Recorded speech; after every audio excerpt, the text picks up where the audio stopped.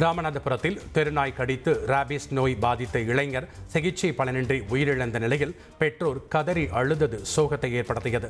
அண்ணா நகர் குருவிக்காரன் தெருவைச் சேர்ந்த 17 வயதையான ராஜபிரகாஷ் என்ற இளைஞர் ராபிஸ் நோயால் உயிரிழந்த நிலையில் அப்பகுதியில் உள்ள 100க்கும் மேற்பட்டோருக்கு சுகாதார துறையினர் ராபிஸ் தடுப்பூசி செலுத்தியுள்ளனர்.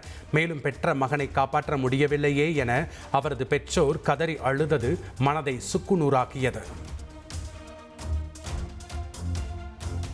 ராஜபிரகாஷ் கோழிக்கு போய் எடுக்கும்போது நாய் கடிச்சிருச்சு. இதை சொல்லாம வெறும் நாய் கடிச்சு என் பையன் முடியாம கிடந்து அதுக்கு எந்த வைரஸ் எந்த நோய் மருந்துமே இல்லாம காப்பாற்ற முடியாம விட்டுட்டாங்க, இறந்து போயிட்டான்.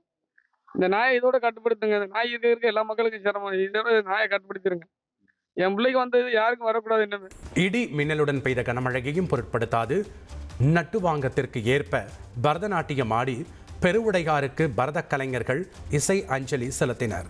நவராத்திரி விழாவை முன்னிட்டு தஞ்சை பெரிய கோவிலில் உள்ள நந்தி மண்டப மேடையில் நாட்டிய நிகழ்ச்சி நடைபெற்றது. இதனை கண்டு ரசித்த மக்கள் கைத்தட்டி ஆரவாரம் செய்தனர். இனி செல்லும் இடமெல்லாம் செய்தி. தந்தி டிவியின் வாட்ஸ்அப் சேனலை ஃபாலோ பண்ணினா செல்ல இருக்கும் இடமெல்லாம் செய்தி.